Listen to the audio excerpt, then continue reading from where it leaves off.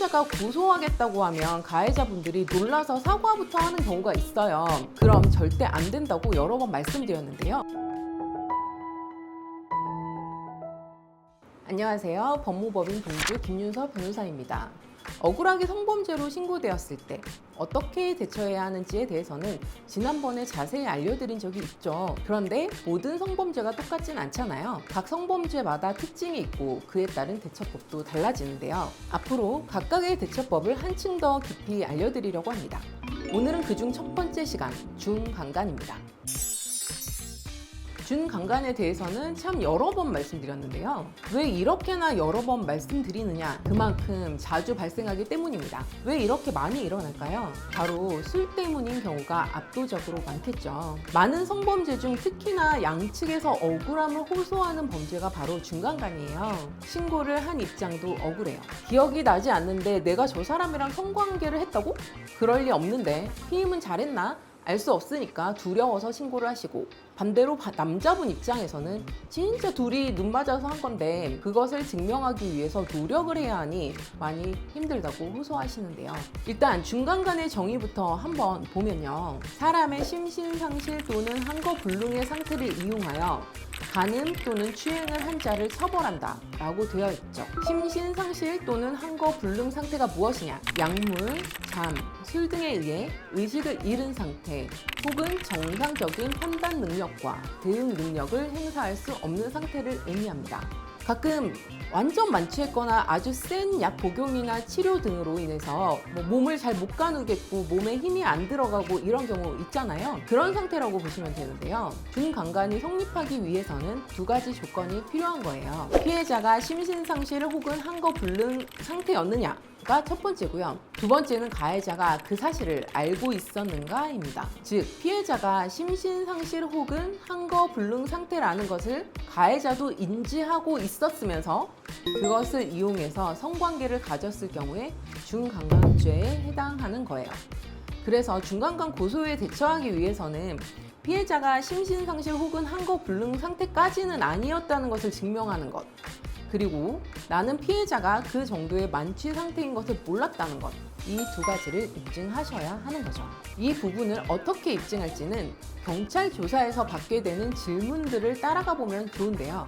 일단 술에 대해서는 안 물어볼 리가 없겠죠. 평소에 주량은 얼마 정도 되고 사건 당일에는 어느 정도 마셨는지를 물어볼 텐데요. 평소 주량만큼 먹었다면 피해자가 충분히 정신이 있었겠는데 심신상실 한거불능 상태가 아니었겠다 이렇게 판단할 테고, 만약 평소의 주량보다 훨씬 넘겨서 먹었다면 만취했을 확률이 높겠죠. 그럼 불리하게 작용할 여지가 있습니다. 그리고 모텔에 들어가서 술을 더 마시는 경우도 많잖아요. 술을 얼마나 사서 들어갔고 그중 얼마나 더 마셨는지 같은 것들도 물어볼 수 있습니다. 만약 모텔에 들어갈 때까지는 피해자가 주량을 넘기지 않았더라도 들어가서 만취했을 수도 있잖아요. 모텔에서 술을 마시다 피해자는 기억이 끊기고 이후 성관계가 이루어졌다면 피해자 입장에서는 동의 없이 했다고 여길 수도 있죠. 아무리 모텔까지 같이 들어갔어도 피해자가 만취한 상태라면 성관계는 가지면 안 되는 것이 맞겠습니다. 그럼 만취 상태가 아니었음을 어떻게 증명하느냐? 가장 확인하기 쉬운 것이 CCTV를 통해 사건 경위를 알아보는 것일 텐데요. 일단 사건이 벌어지려면 두 사람이 만나야겠죠. 두 사람의 관계는 무엇이고 어떻게 만났는지부터 설명이 필요합니다. 준강간 고소는 애매한 관계에서 일어나는 경우가 좀 많은 것 같아요. 클럽이나 술자리에서 만난 모르는 사이이거나 아니면 친한 지인이나 직장 동료인데 평소에는 별 감정이 없었다가 같이 술을 마시다 사건이 발생했거나 아니면 썸을 타는 사이였거나 이렇게 성관계를 맺어도 된다는 확신이 없는 사이에서 일어나는 경우가 많거든요. 저희 로펌에서는 전 여자친구한테 오랜만에 연락이 와서 같이 술을 마시다가 분위기가 그렇게 흘러가서 모텔을 갔는데 다음날 준강간으로 고소당한 분도 있었어요. 두 사람이 어떻게 만났는지, 클럽이나 술자리에서 만났다면 누가 먼저 말을 걸었는지, 술자리 분위기는 어땠는지, 만약에 피해자 측이 합석을 거부했는데 여러 번 가서 말을 걸어서 합석을 하게 되었다면 별로 유리한 정황은 아니겠죠. 그리고 어플이나 이런 것을 통해 원래 성관계를 전제하고 만나는 경우도 있습니다. 이럴 경우에는 굉장히 유리한 증거가 될 테니까 꼭 그런 대화는 지우지 말고 가지고 있어야 하겠습니다. 원래 알던 사람이라면 평소 호감이 있었는지, 상대방도 호감을 표시한 적이 있는지, 사건 이후의 관계나 카톡 같은 것도 중요해집니다. 사건 이후에도 서로 좋게 이야기를 나누었다면 괜찮은데, 만약에 피해자가 내가 그렇게 취했으면 안 했어야지 왜 그랬어 이런 연락이 왔다면 불리하게 작용할 수 있습니다. 근데 여기서 피해자가 고소하겠다고 하면 가해자분들이 놀라서 사과부터 하는 경우가 있어요. 절대 안 된다고 여러 번 말씀드렸는데요. 이런 카톡이 왔을 경우 우리의 입장을 정확히 밝히셔야겠습니다. 다음은 모텔 들어가기 전의 정황인데요. 피해자가 모텔 들어가기 전부터 비틀거리거나 부축해서 들어가거나 핸드백을 떨어뜨린다거나 이런 모습이 보인다면 만취 상태를 입증하는 증거가 되겠죠. 근데 만약 멀쩡하게 걸어서 가거나 같이 스킨십을 하면서 들어가거나 서로 대화하면서 웃거나 그런 모습이 있다면 가해자 입장에서는 피해자가 취했다고 생각을 못할 수밖에 없잖아요. 가해자에게 유리한 정황이 되겠죠. 한 가지 말씀드리고 싶은 부분은 요즘 무인텔 많잖아요. 근데 무인텔 말고 주인이 있는 곳을 가셔라고 말씀드리고 싶어요. 왜냐하면 모텔 주인의 진술도 때로는 굉장히 중요한 증거가 될 수 있거든요. 특히나 CCTV가 없는 경우에는 더더욱 목격자의 진술이 중요합니다. 피해자가 모텔 주인과 직접 대화를 하는 경우도 있고 아니면 피해자와 피의자가 대화하는 것을 보기도 하잖아요. 그럼 모텔 주인이 피해자가 얼마나 취해 보였는지나 말투는 어땠는지, 말하는데 혀가 꼬였는지 같은 것을 증명해 줄 수 있습니다. 그리고 피해자와 편의점에 같이 가서 콘돔을 샀다거나 피해자와 함께 있는 자리에서 모텔 주인에게 콘돔과 같은 피임기구가 구비되어 있는지를 물어보았다면 또 하나의 증거가 될 수 있습니다. 만약 피해자가 성관계에 동의하지 않았는데 피해자와 같이 혹은 피해자의 앞에서 피임기구를 살 리는 없잖아요.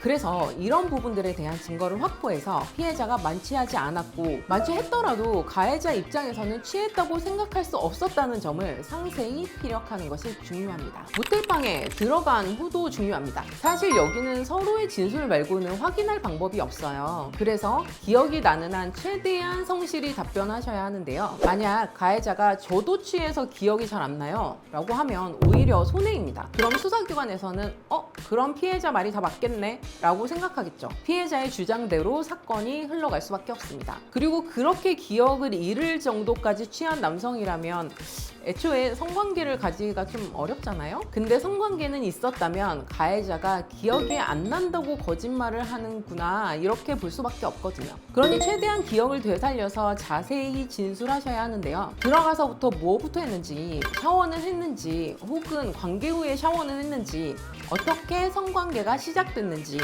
피해자의 옷은 누가 벗겼는지, 중간에 대화 내용들이 있다면 어떤 대화를 했는지, 성관계는 한 번만 이루어졌는지 등등 내용들을 전부 자세히 말씀하셔야 합니다. 특히 샤워를 했다면 피해자가 좀 취했었더라도 술이 깰 여지가 있잖아요. 그래서 그런 정황이 있다면 꼭 말씀을 해주셔야 하고요. 만약에 피해자가 누군가와 전화를 하거나 카톡을 하거나 이런 것을 목격했다면 그런 진술도 의미가 있을 수 있어요. 왜냐하면 그 시간대에 피해자와 전화를 한 사람에게 혀가 꼬였었는지, 횡설수설하지는 않았는지, 어떤 내용으로 전화를 했는지 같은 것을 확인할 수 있거든요. 카톡을 했다면 오타가 났는지 등을 확인할 수 있겠죠. 또 뭐 정말 애매한 상황이었는데 의뢰인이 당시 뭔가 좀 쎄함을 느꼈는지 당시 상황 녹음이랑 모텔 관계에서 관계 후 서로 웃으면서 찍은 셀카 등을 가지고 있는 경우가 있었어요. 이런 입증 자료가 있을 때 너무 다행인 거죠. 당연히 관계에 대한 영상을 촬영하는 것은 불법입니다. 하지만 녹음의 경우는 뭐 때로는 괜찮거든요. 그래도 혹시나 당시 상황에 대한 녹음이 있다면 제출하는 것도 방법이 될 수 있습니다.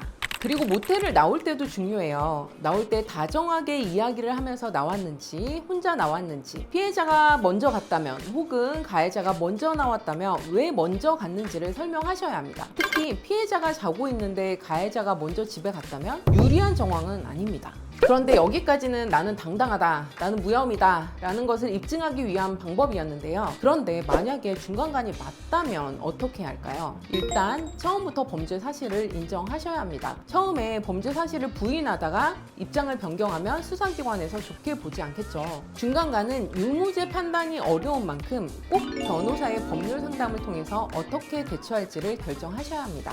만약 변호사가 판단했을 때 이것은 중간간이 맞다고 볼 여지가 크다라고 한다면 피해자와의 합의 여부가 정말 중요합니다. 그렇기 때문에 피해자와의 합의를 통해 반성하고 피해를 회복할 수 있도록 최선의 노력을 하셔야 해요. 이 합의로 실형을 사느냐, 집행유예 기회에 그치느냐가 달라질 수 있어요. 실제로 중간간으로 인정이 되면 실형이 매우 많이 나오고 중간간은 3년 이상의 유기징역으로 법정형 되어 있는 것으로 벌금형을 받을 수 없는 매우 큰 사안입니다. 그렇기 때문에 사건 초기부터 법적 도력 받으셔서 대응하시길 바랍니다.